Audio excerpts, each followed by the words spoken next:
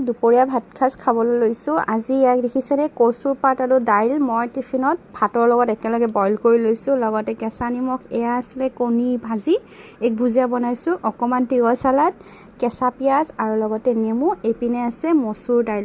মানে যেতিয়া মই অকলে থাকোঁ ন, বেছি বনাই নাথাকোঁ, জানে আপোনালোকে। চ' চিম্পলকৈ বনাইছোঁ দুপৰীয়া সাজ। এতিয়া খাম আৰু দেই গাইজ, ধুনীয়াকৈ বহি গৈছোঁ, খাম আৰু এতিয়া। প্ৰথমতে এইখিনি পিটিকি ল'ম, কচু পাতখিনি। এইখিনিতো মোৰ একদম প্ৰিয়, দেখিছেনে এয়া। আজি পানী দিয়া নাছিলোঁ, অকল দাইলকেইটা ধুই পেলাই ধুনীয়াকৈ কচু পাতখিনি ধুই পেলাই দি দিছিলোঁ নিমখ অকণমানেৰে। আৰু ইমান ধুনীয়া হৈছে দেখিছেনে। আৰু লগতে কি ল'ম, এয়া মোৰ প্ৰিয় ভোট জলকীয়াৰ আচাৰ। এইটো কিন্তু খাবলৈ বহুত জ্বলা হৈছে দেই গাইজ। ইয়াত অকণমান দি দিম, বাছ পিটিকি ল'লোঁ। আৰু এনে অকণমান ছাইডতে ল'ম। আপোনালোকে সকলোৱে জানে জ্বলা নহ'লে আৰু ভাত খাব নোৱাৰোঁ। চ' এয়া লৈ লৈছোঁ। গোন্ধটোতে খাওঁ খাওঁ লাগি গৈছে মোৰ। সকলোৱে পিছে খালেনে ভাত? অকণমান টেষ্ট কৰি চাওঁ। কি ক'ম আপোনালোকক,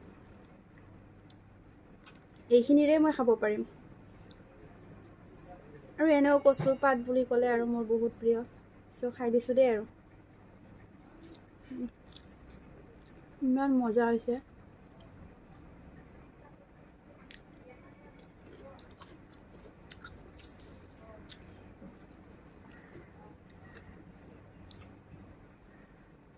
বহুত টেষ্টি হৈছে দেই গাইজ।